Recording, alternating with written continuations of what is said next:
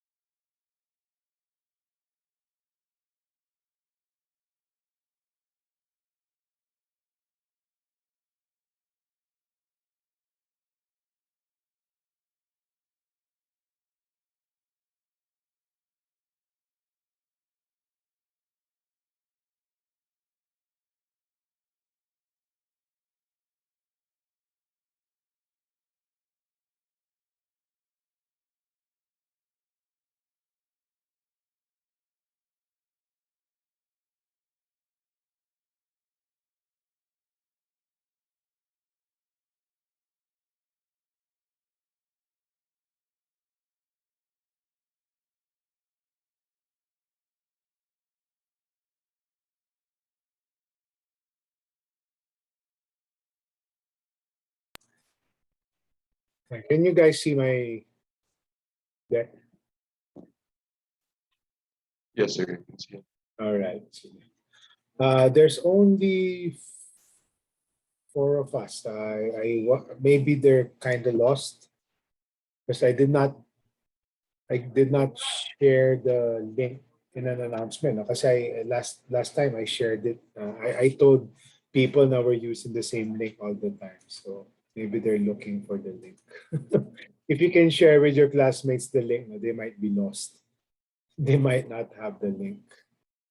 I think that would be better, sir, if that, yeah, there's, if it would be mentioned that, if it would have been mentioned that there's just one link or a single Yeah, link. I did actually in an announcement.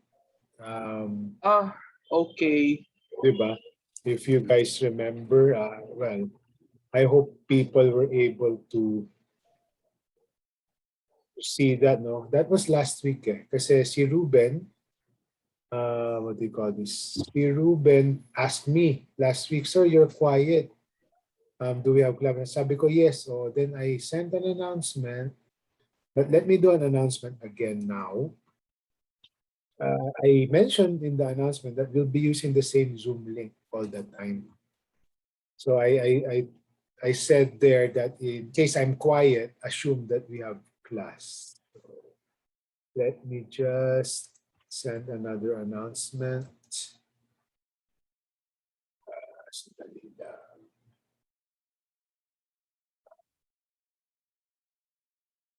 Management D. Let me copy the link.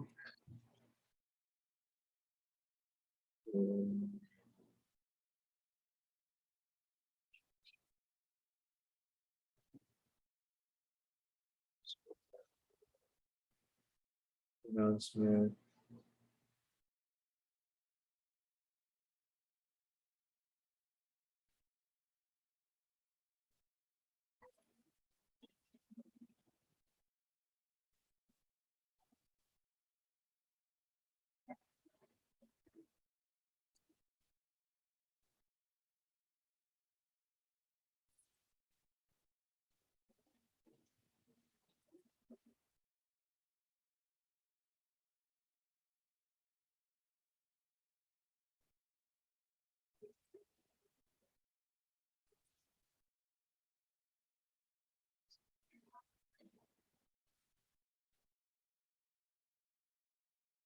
Let me just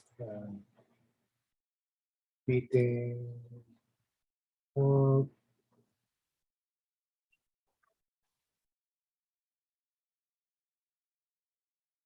Meetings.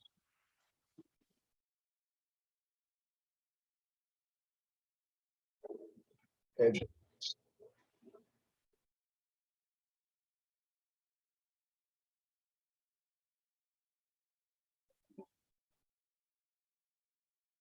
copy invitation. Okay. Anyway, sir, I messaged the group also. Yes, sorry, I can't seem to find it. Ito, copy. Okay, there you go.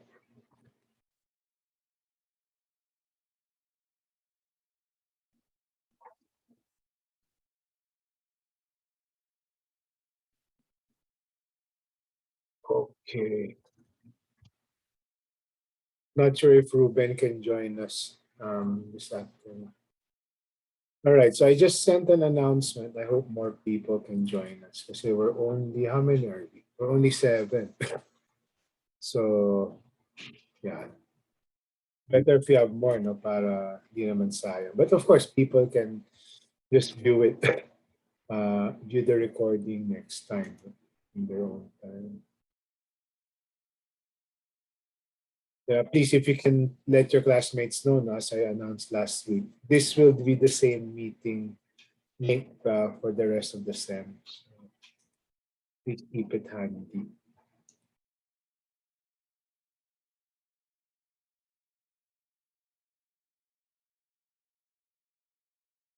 And it should be a short class. No? So, yeah, so 9 participants. Once we make it to more than 10 or 15, hopefully 15 or so, no? Have a critical mass. But let's still proceed. No? I'll proceed 5:10. I hope you guys don't mind. I will proceed in 3 minutes or 2 minutes. And whoever's here, sige lang. No worries about that.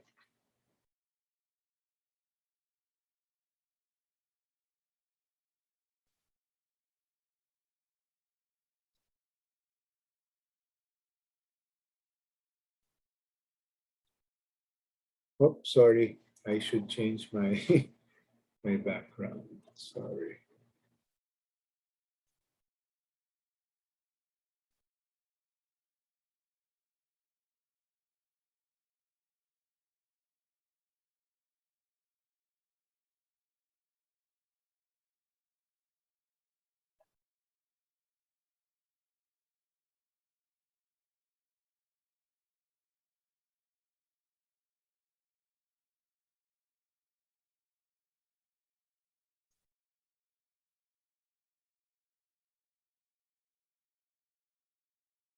Okay. We'll proceed na lang kasi I don't want to waste your time waiting for the others. But please let your friends know in this class no, that if I'm quiet, if I don't say anything, as I mentioned in an announcement last week, no, assume there's class. I will only say something if I have something to say, no, like another announcement or something came up that, we'll have to cancel class.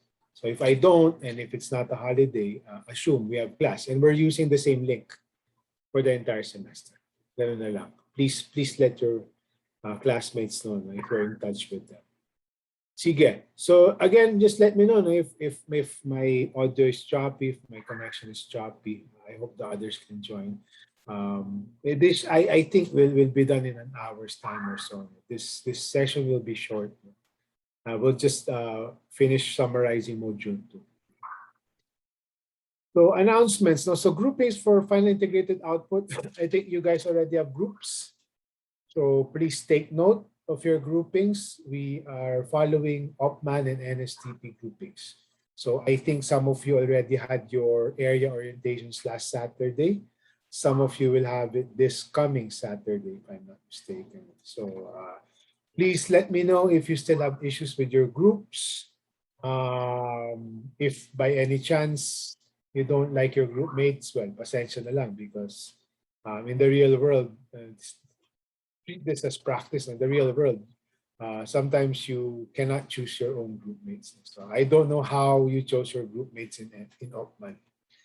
Anyway, please let me know later or in an email or something if you have any concerns about the groupings or if you don't have a group yet. No? I think all of you already have a group. Yeah, and take note for assignment number 2, which is your first group assignment, the minor one no, before the FIO. We will be using the same group assignments. All right, module 3 is already up. I finished that last weekend, I think.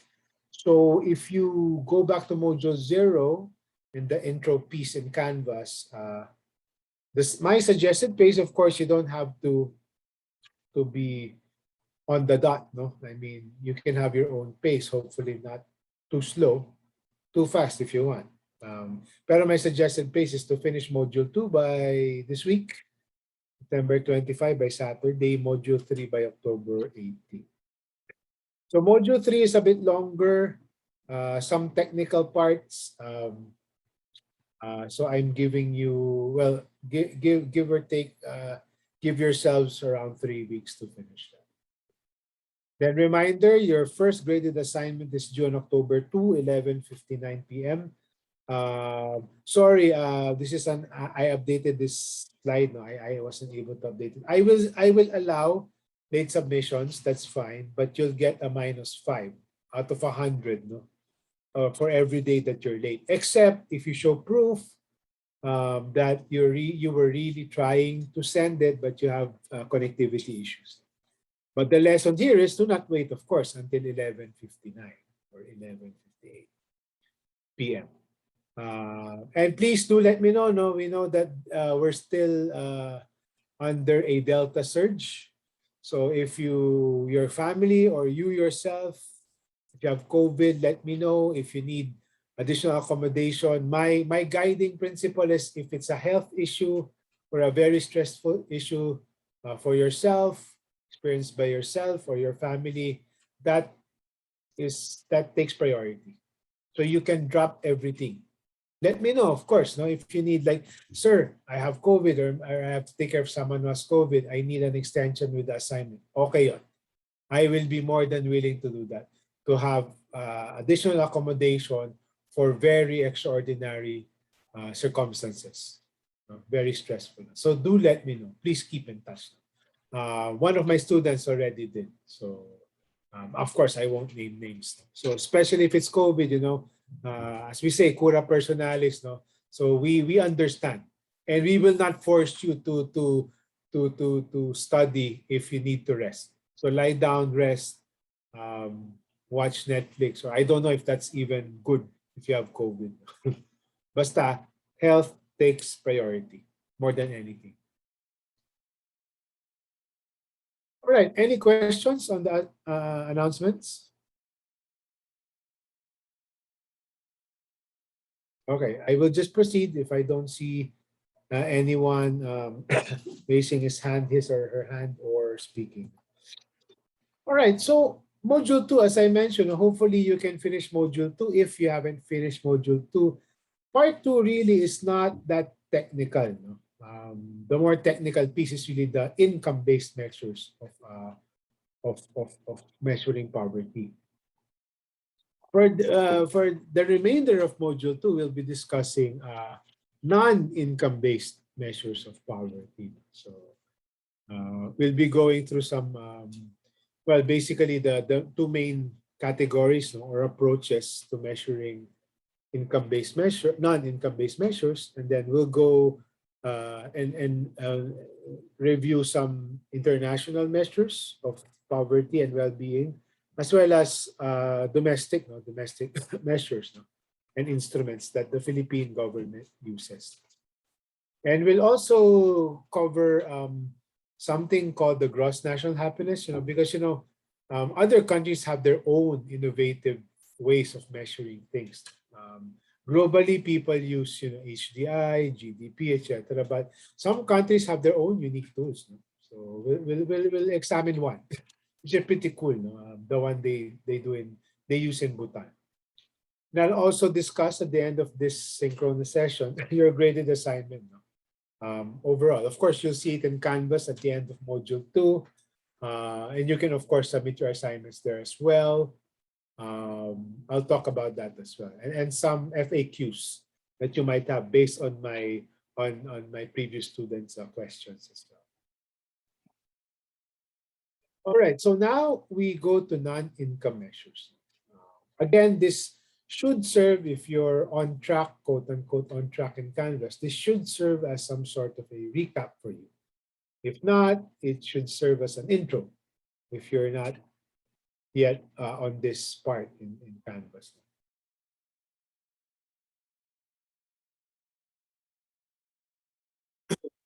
First question, so, as part of the recap, no? So this is another incentive for you guys to pull in your classmates, no? Because if we're only a few, konti lang tayo, then the pressure of answering my questions falls on just the 11 of you versus, let's say, if we have a complete class of 20 plus or 30.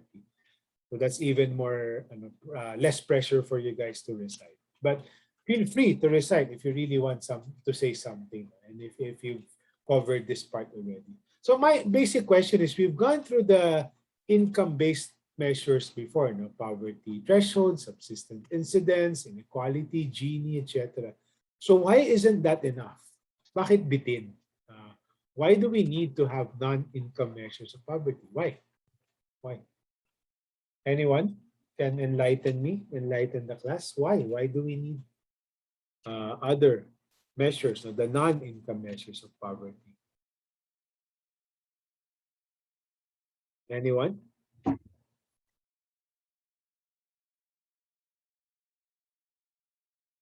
Wala pang nakatapos? Sir, Go ahead. Sige.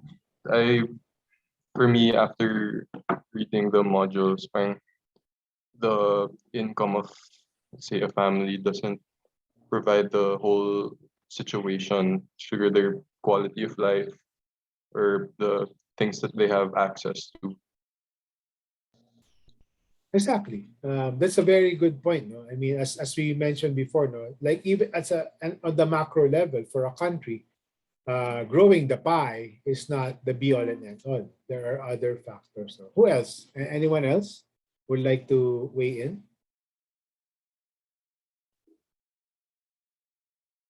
Sige, okay lang. Medyo nagulat kayo doon. Sige. I have other questions later. So bawi tayo.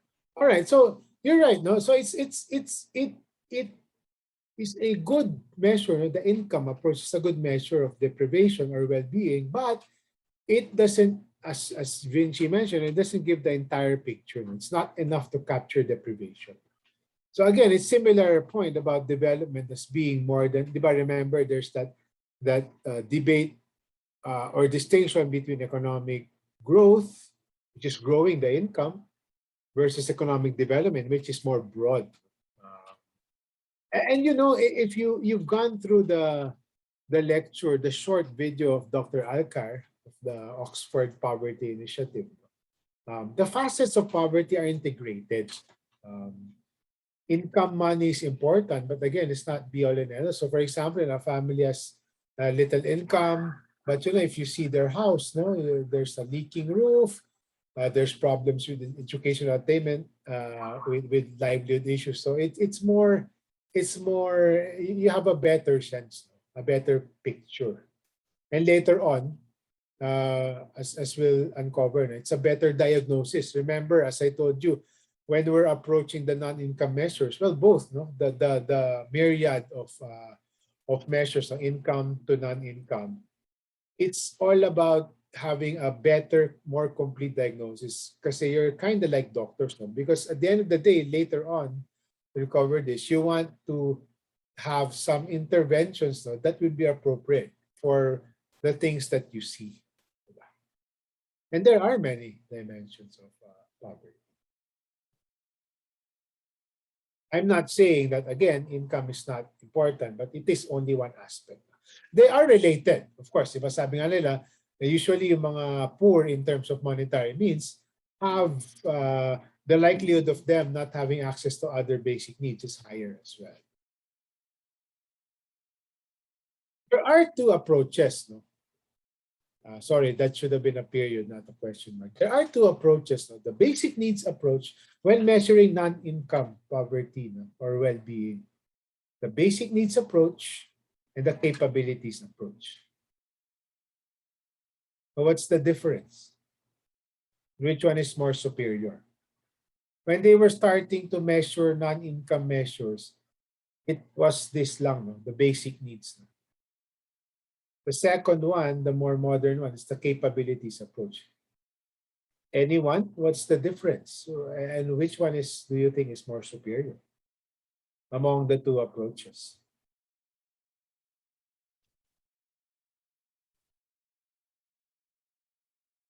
If you remember. Sige, Vinci, go ahead. The basic needs approach, it's based on the person's ability or access to the basic needs: clothing, shelter, food, education, and security. While the capabilities approach is their capability to achieve their full potential as human beings. Correct, no? Exactly. No? So the basic needs approach is really more passive if you think about it. No? So what do I need? More entitlement. No? I need this, I need that. No? I need health, I need access to clinics, I need education, I need money. So it's what I need. It's passive. Whereas the capabilities approach naman, well, I'm not saying it's wrong, no? But it's also good, no? Because if a person doesn't have access to this or that, it's a good picture of deprivation or of ill-being, not well-being. Capabilities naman, you're right, no? It's more the potential. It's targeting what a person needs so that the person can fulfill the basic needs. What can enable, what can catalyze a person. And that was the whole premise of that last video in Module 1. It's what we want to do eventually is, ano ba yung, what can help people achieve their fullest potential. So that the capabilities approach, no, was popularized by Amartya Sen. He's a Nobel laureate, no? Si Dr. Sen. So according to him, and the video shows elaborates on this more, no, there are generally 5 areas that target, no, that you can target so that you can further enable people to reach their full potential. Political, obviously, no, if the government or the governance structure of the country is suited, no, or is conducive, no, for people to be free, to do what they want. Economic, money, again, there are livelihood, no, so people can earn, send their kids to school, etc. Social, no, and transparency guarantees, and even safety as well, no, protective, no, yung safety, no. Of course, if I'm afraid to go out of my house, I can't meet my full potential. So it's all about a paradigm. The basic need is all about what do people need. The capabilities approach is what should we provide people so that they themselves can meet their own basic needs. So again, remember the discussion on how to reduce inequality. No? So for example, common things, no? The education, no? Putting a premium on education and health, no? That's actually all about capabilities.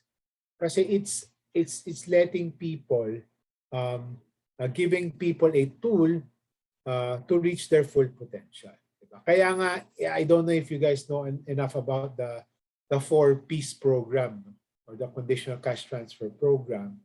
If you've heard about that, they're giving people extra money, no? Pero on the condition that they will send their kids to school and they should visit the clinics regularly. Because that's the capabilities approach, no? You're emphasizing what people need to empower them. So if you go back to our cartoon, our favorite cartoon, basic needs approach is like fish. A person needs food. Pero the capabilities approach is, no, it's livelihood. So that the person can get food. So yun yung kaibahan.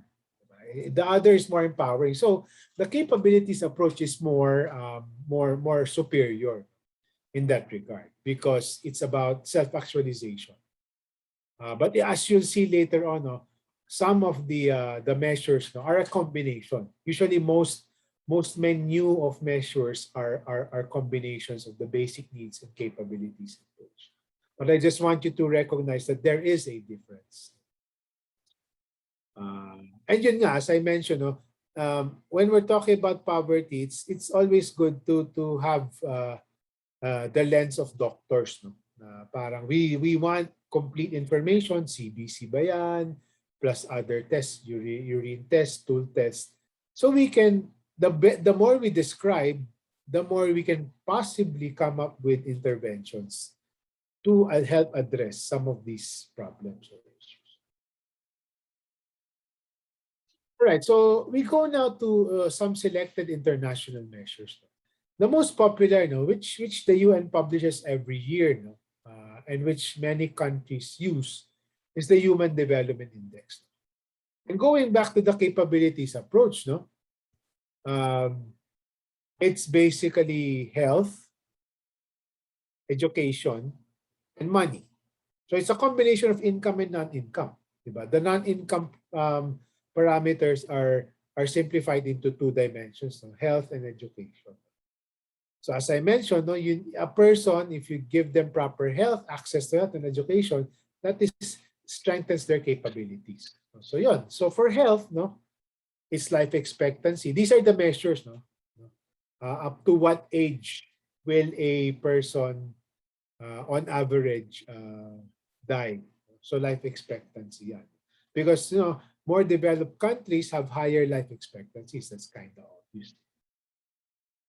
Knowledge naman, it's like, expected years of schooling and the educational attainment, basically, of people, both kids and the breadwinners in the family. And of course, standard of living. So GNI is basically like GDP, but that's more like GNP. You don't need to know the difference. But the way UN measures it per country is they divide the total amount of GDP by the total population. So they have like a sort of a band. If this country is average GDP per capita, or average income per person, per capita kasi is per person, then you're either middle, low, or highly developed. So we have been improving. I don't have the 2020 figures now, but we have been improving, but very, very slowly. We are now technically part of, kasi they divided into brackets. Low, medium, and high human development. We're actually part of the high human development bracket na. But we are at the bottom of the high, almost at the bottom of the high. So, but at least we're still part of that high human development bracket. So getting better, but gradually. So again, maybe the problem is with the pandemic, it may have pushed us back a bit. May konting setback tayo. There's this other index that was popular before. Now it's no longer used. It was replaced by another set of measures, which we'll discuss next. It's actually the reverse of HDI. Kasi HDI is positive. Life expectancy, how long you live, school attainment, your income. Ito naman, it's the reverse. It's not, 5 basic measures, probability at birth of not surviving up to 40. So mas negative. The illiteracy versus the school attainment of the adults. Again, if you're illiterate, you're not capable, you're less capable of meeting your basic needs. So capabilities pa rin to. Diba? Percentage of population without access to safe water, the basic necessities, health services, and malnourishment. Yung sinasabi nga natin dito last time was even food intake malnourishment is part of the capabilities paradigm, because as they said, if kids are malnourished, it affects their mental capacity. There have been studies, especially kids from 0 to 5 years old. If they get malnourished at some point or chronically malnourished, their mental capacity will be severely diminished.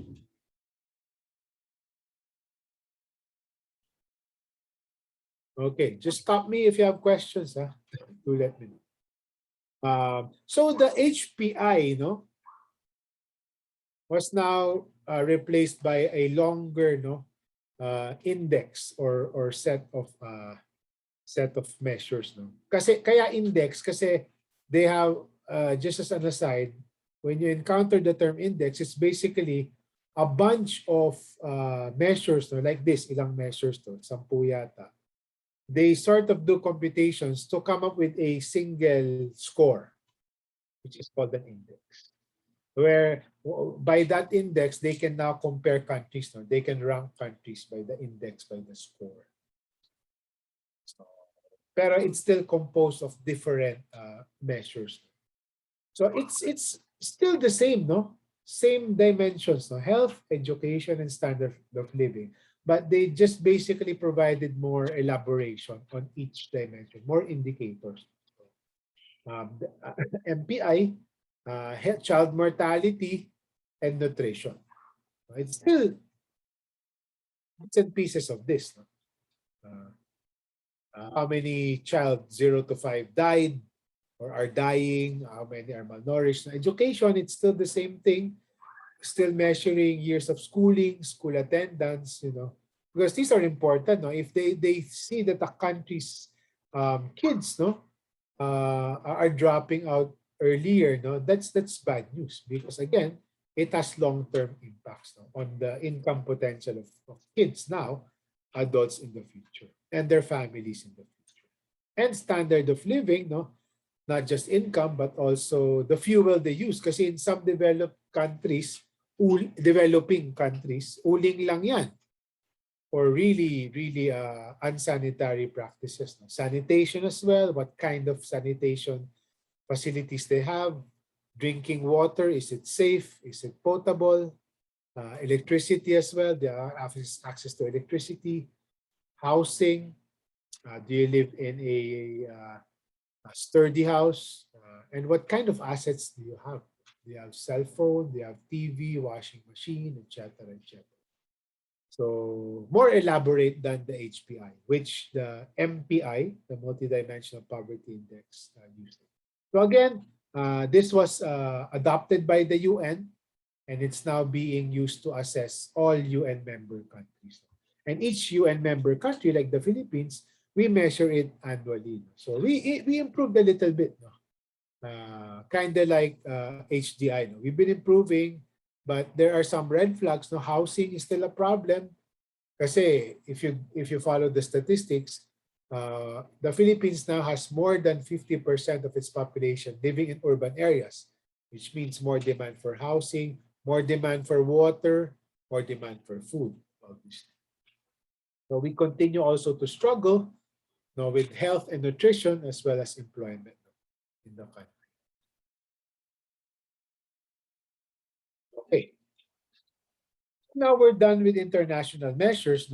We can now go to the more domestic measures, which pretty much almost mirror this and this. So we actually have this. We have the PSA, the Philippine Statistics Authority. They have this annual survey, annual poverty indicator survey. Actually, it's a misnomer because it's not just poverty, but it's kind of like an annual well-being indicator survey. But on the flip side, it's poverty. Kasi poverty lang naman is synonymous with deprivation. So at the national level, by the way, they do this annually except when there's the Family Income and Expenditure Survey, the FIES, which is used as the basis for the income poverty measures. Poverty incidence, subsistence incidence, and Gini. Diba, as I told you before, last week, where poverty incidence is only measured every 3 years through the FIES. On the years that the country does not administer the APIS, Annual Poverty Indicator Survey, they do the FIES. So annual yan, except pag may FIES. Sige. So just gonna run through. So it's really very similar if you think about it, similar to the MPI. So employment status, unemployed ba, underemployed. By the way, just in case you're interested, I don't have a module for this. Kasi you might have heard the terms unemployment, and underemployment.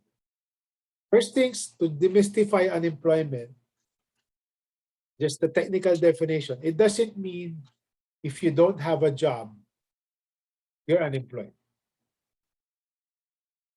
That's wrong. No? You guys, kayong students, most of you do not have a job, but you are not technically unemployed. You are only considered unemployed if you don't have a job, but you're looking for one. That's the technical definition of unemployment. Underemployment, on the other hand, is you have a job, but it's not full-time. You want more hours. So you're not working up to 40 hours a week. So yun yung difference between unemployment and underemployment. Okay, so that's employment status. Educational attainment of household head. Again, if the household head did not finish high school even, no, or college, no, it's more likely that the family or that person will have a harder time taking care of other basic needs. Enrollment status of children, are they going to school? Again, long-term concern yan. If they're not, then that's a red flag as well. Tenure status of housing, are they living in a sturdy house, concrete, or makeshift materials, or barong-barong when there's a storm, gets knocked out, etc., etc. So that's important as well to measure. No? The quality of housing. And tenure. Tenure meaning is, are they squatting? Are they staying on the land legally or not? Kasi that has implications kasi they cannot, they're very, they're in a vulnerable position if the tenure is unclear. Access to electricity as well. That's important, basic needs, no? Access to potable water, access to sanitation, obviously, presence of conveniences. They also measure, the APIS also measures income and expenditure, but it's not as rigorous as FIES. Whether you've experienced hunger in the last 3 months and if you've had access to credit or loan. This measure is new. Kasi deprivation yan, that's what we call, no, in the development world, financial inclusion. You have access to credit finance when you need it. Pero kung hindi pala, then you're also deprived. Kasi deprived of loans or credit if you need to smoothen your consumption patterns.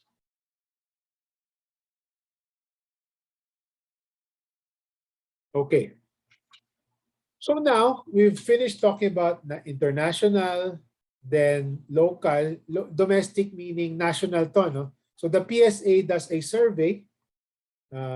I think the sample size is 44,000 or so to represent the entire country, and they come out with measures per region. On the other hand, we have a more hyper-local set of measures. No? And if you're thinking about your first assignment, please listen carefully to this part, no? CBMS, because your first assignment is actually on this. So you have international measures, national measures, no? And you have very local measures as well. When we say local, it means you have measures all the way to the city, municipal level, or even barangay. Meron ding information. Kasi the APIS or other national measures, you cannot actually, they don't produce very micro city level or below, no, measures. CBMS can. And it's done not by PSA, but it's done by the local governments themselves, but based on standards.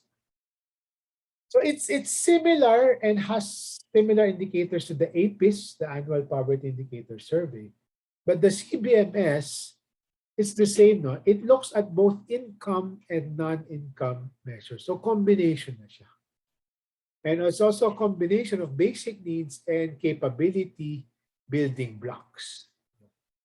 So same thing, no? You see, no? What you see in APIS are pretty much the same. No? So health, child mortality is there, maternal mortality is there. Kasi this is a good proxy or a good correlation, no, with health. Kasi if people have good access to health, no, that usually the women will not die due to pregnancy-related causes. Malnutrition of kids, state of housing, no, the tenure, whether they're legally there, or even the sturdiness of the house. No? Water and sanitation, same thing, no? That's deprivation if you don't have access to clean water and sanitary toilet facilities, no? That's deprivation as well, and that also impinges on your lifestyle.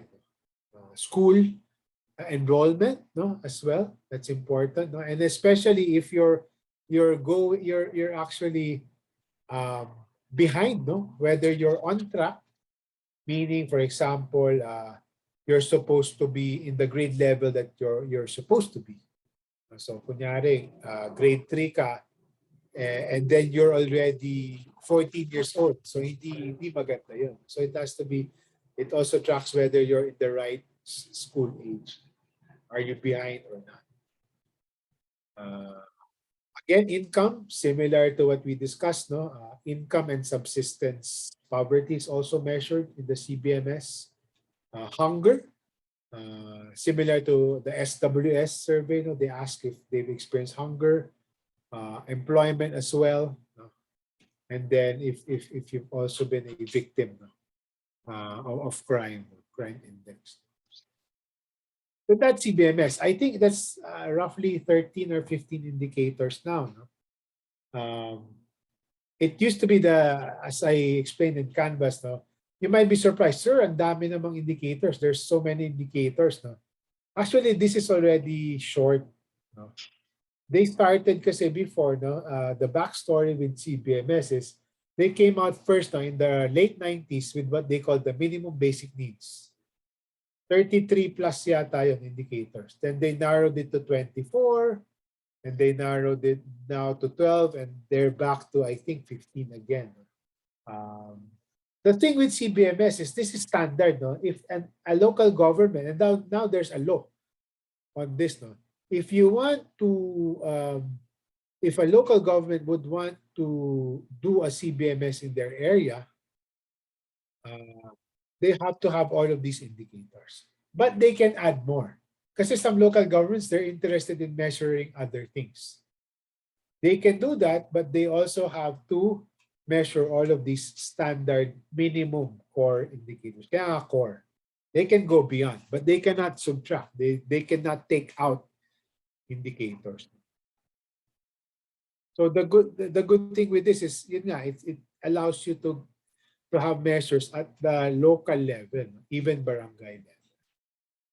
So now I ask you, based on what you've heard so far, and probably if you finish this in Canvas, why is CBMS important? Why is it important? Why do you think it's important? Bakit? What's the point of CBMS? Is it just something, an additional tool that's useless, no value added, or is there something more to it? Sir, for me, Go ahead. CBMS Sige. I think Go ahead. CBMS is important because it shows that monetary measures are not the only ways to measure poverty. All right. That's good, no? Anyone else? Very good. I see someone else. Yes, sir. Sige, yes. Go ahead. Sige. I think for CBMS is important kasi it helps the local officials to also formulate the programs based on the results of the CBMS. All right. So both of you are correct, no? Very good, no? I stole a slide, no? Sabi nga ng wife ko before, no? Grabe ka, you have a slide within a slide. So I like, as you notice in Canvas, no? Not because I am lazy to put down my own thoughts. Pero if it's already there, no? And if someone can articulate it better than me, much better. No? So this is coming directly from a presentation of a local government. Ito, sabi nga nila, you're exactly right, no? Sinabi kanina, it gives you a fuller picture, no? And it can inform the local government what to focus on, yung interventions nga. No? So we're like doctors. No? This enables local governments to be doctors. It's evidence-based planning. Kasi imagine mo, if it's only income, no? Hi, we measure that, 50% of the residents are poor. So what does that tell you? Mahirap eh. It doesn't give you sort of a clue as to, so what other interventions can you provide to minimize their poverty? Wala eh, kasi income lang. Whereas if you have a menu of measures, it will give you a clue, no, of things that you can intervene on. It really provides data for them, no? Provides data for configuration of programs, even budgeting. Kasi if they realize, we have 100 households needing this, I can plot, no, I can compute, no, what money I need, no, how much money I need. So and it's good for baseline data kasi another use is if you do this regularly, let's say annually, you can assess, no, whether you're improving or not. Diba? Kasi this year, no, tapos next year nag-improve ba, did the figures go down or up? At least you have a baseline if you're measuring it consistently. So those are the different uses of CBMS. And later on, I'll discuss about your assignment. So I'm actually, I am sort of assigning you guys to be like mayors or local chief executives. You assess what's in the CBMS based on the data, and you come up with interventions. So that's basically your assignment. I'll discuss that more later. Last, no, before, and I told you this is a short session, no, just finishing module 2. No. Alternative measures of well-being. This is pretty cool, no, and this is being done up to now, no, by Bhutan. Not sure if I think other countries also tried to do it. No? So it's gross happiness index naman. It's not just basic needs, it's not just capabilities, but what makes a person happy. And if you see, no, it's actually complex. It's not just happy ka ba. They actually have very, very defined disaggregated figures. No? Complex. No? This sort of further emphasizes it's the phenomenon where they're saying Americans, Europeans or Western Europeans, they're more, it's the dichotomy between Western philosophy and Eastern philosophy. Sabi nga nila, Eastern philosophy is more about spiritual and yung naman, more hard science, mga Western. So ito nga, so Bhutan, for example, as part of the Eastern philosophy, is more interested in happiness or well-being, spiritual, socio-psychological well-being of people. So ito, they came up with this, but the caveat is they're not forgetting about income as well, but they're just putting more or additional emphasis on well-being. So I won't go through this, no. It's just kind of like additional information for you guys, no? That other countries, they also have the international measures, but they also have some of their innovative measures. So yun, they put a premium on psychological well-being, no, your satisfaction, how was your emotions in the last period, spirituality, are you able to practice your spirituality, mental health, even sleep, no, how long do you sleep, no, etc., etc. But see, the other things that we've talked about are still there. No, Bhutan is also more sensitive to the environment, so there's huge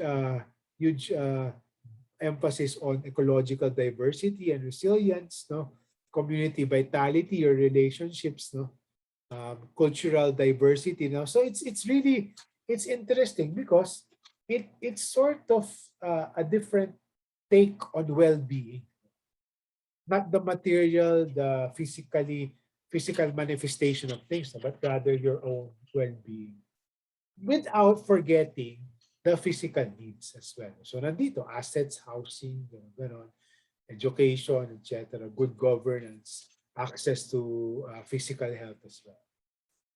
So yun, it's actually technical as well kasi it's 33 indicators and they even have thresholds. No? So you're unhappy, for example, a family or let's say a community is unhappy generally if they if in 50% of the indicators they fall short of satisfaction, of sleep deprivation, etc., etc. Narrowly happy if they're okay with 50 to 65% of the indicators, and extensively happy. No? Nakakatuwa eh. They have these different categories. And deeply happy if it's like more than 3/4. The family or the community is okay with all of these. So it's pretty cool that there's this measure. So I am not sure if the Philippines actually tried doing this, but some economists have been advocating, or let's try this. We'll see. So it's just something for your additional information, trivia, additional knowledge. So that's that. So back to CBMS. The first graded assignment, I was tempted whether it should be individual or by dyads, no, by two. Say I decided again individual. To give you practice, no, in terms of thinking. No? And this might be useful also for you when you pursue your NSTP classes as well. So the assignment is basically I presented, I think three decks. No? These are actual decks presented by local governments or local LGUs, no? In past CBMS forums. Kasi dati yung CBMS team, they used to do an annual forum, mga best of CBMS practices. So the decks I posted there are actual LGU presentations, but I actually cut them. No? I edited them. I took out the interventions that they did so as not to preempt you. So what I want you to do by October, it's simple, no? Just 2 pages. Just 2 pages. Very simple. I want you basically to look at their CBMS data, summarize it. What's the poverty situation of the city, municipality? What are the development challenges? What do the data show? And which among the indicators align with SDGs? So basically, combination of module 1 and 2. Module 1 is all about the challenges. Module 2 is about measuring and interpreting. And in doing so, which areas, wait lang, let me finish no, before I call on you. Which areas as captured by monetary and non-monetary indicators does the LGU have to focus and improve on? These are guide questions. I'm not asking you to structure the paper into these 3 areas. I want it to be more cohesive. You can combine different things. So this is not the outline of your paper. These are the guide questions. Let me emphasize that. And the third is, what initial interventions do you think the LGUs have designed or can or should design to respond to the situation? I will go through the FAQs first before I call you Miguel. Sorry, Jose Miguel. I think you're Miguel. I'll go to the FAQs before I call on you. You decide on the format and the outline. Again, these 3 things are not the outline. These 3 things are guide questions. It must not be more than 2 pages. Kayo bahala if it's single or double spaced. Must use the usual fonts, Times New Roman 12 or 11 if it's Calibri or Arial kasi mas mataba sila. MS Word or PDF format is okay. If your assignment is late due to connectivity issues, MS Word, so that I know I can see when the file was last modified. Before I call on you, there was a question, no? Sir, can I refer to other sources? Many of you will ask this anyway, no? And I'm sure even after this class, since there's only 10 of you tonight here, no, in the session, many of you will reach out and say, sir, we'll ask the same question. Are we required to base our answers solely from the data you have provided us, or are we supposed to refer to outside sources? If so, which citation format do you prefer? Yes, the diagnosis part should come solely from the slides provided. I want you to basically confine yourselves to your own thinking to the extent possible. No? Do not research. The information you need for this assignment is there. You may refer, I discourage it, but you may refer to external sources for the parts on interventions. But really, that is optional. And I really prefer to see your thinking rather than rely on external sources. So for any additional research that you will be doing, you can use the APA format. Or I'm not anal when it comes to citation. So use any mainstream citation format that you want. As long as it's parenthetical notes, kayo bahala. So again, do not research on socioeconomic profile of this particular municipality in Google or in other platforms. No? Just be happy with what's presented to you. Make assumptions if you want, given the data. Before I call on you, Miguel, another question. You might be confused lang, no? Sir, what's the difference between people who live in makeshift houses and people who are informal settlers? So, two kinds yan, no? May overlap yan, but it's not the same. They can be exclusive but not mutually exclusive. They can be related. So people who live in makeshift houses, ito, nandito na yung answer, but I'll summarize it. No? People who live in makeshift houses can actually be on the land. No? They can be occupying the land legally. They may have papers, but they're not well off enough to have more sturdy houses. On the other hand, people who are informal settlers are occupying the land illegally. They don't have legal titles or they're not renting legally. They can have either makeshift houses or sturdy houses. In many cases, people who are squatting or illegally occupying land have makeshift houses, but that's not true all the time. So it's common that you see people na mga nasa barong-barong slums occupy land illegally. Pero sometimes squatters, squatters, that's not a derogatory term, no? Unless you're using it as an insult, no? Squatters may also have, especially for those who have been occupying that land illegally for, let's say, 20 years or so or longer. Sometimes they now are able to build more sturdy lands. So it's not the same, but there's great degree of overlap.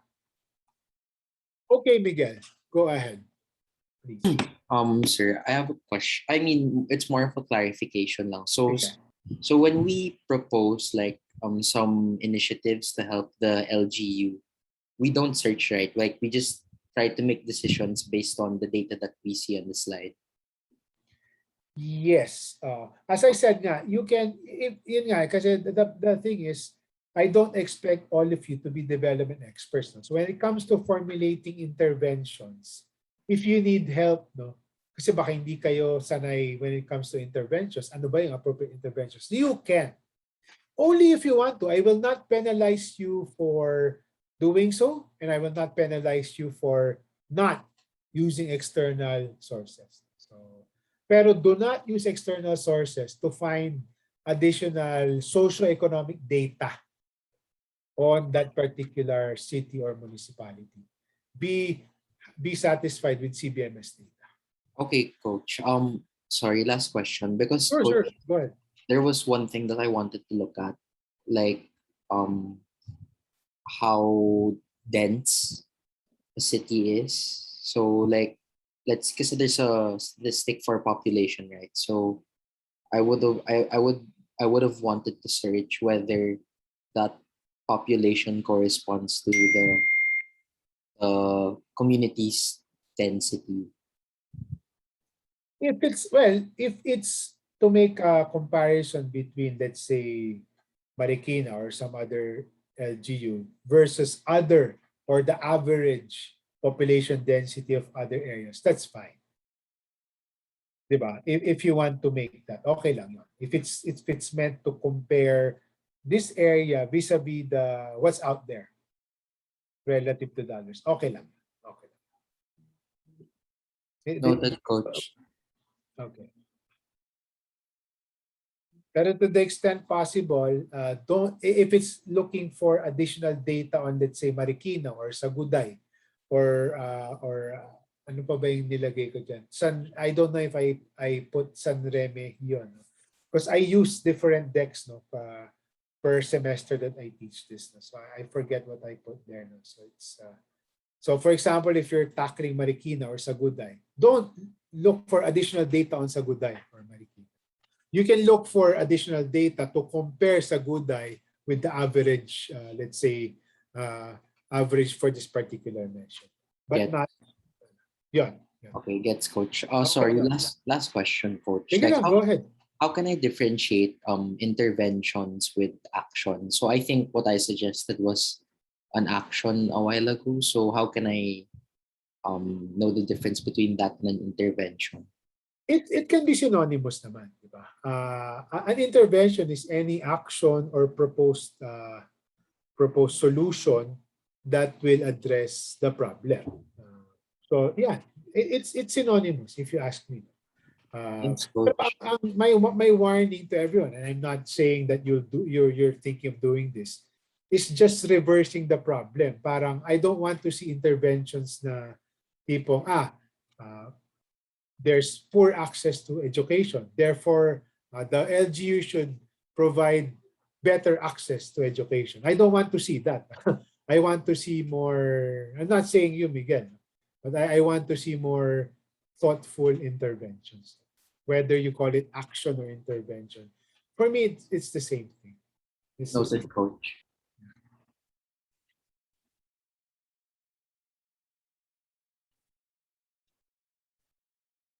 All right.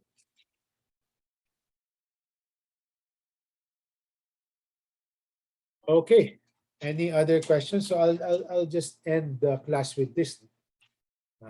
But this is also with in your canvas in the end of module.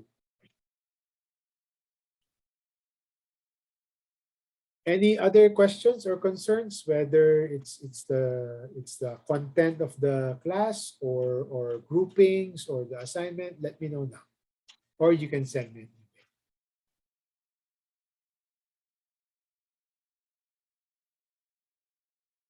Okay na? All right, so it's a short course. So please let your classmates know that we're using the same link all the time. And I really hope that we'll have more people. Unless my synchronous sessions are really boring and does not add value. I hope not.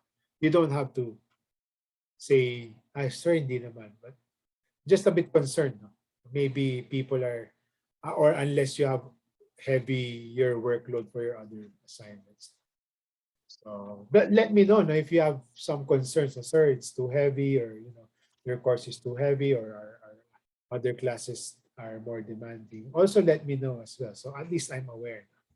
Kasi for my other class, I hate to compare. No, most are still attending the synchronous class. I'm just a bit concerned. All right, but thank you guys for showing up. Again, spread the word. We're using the same link every and then if they did not make it to class tonight, again, I'll post this at the end of module 2 tonight or tomorrow.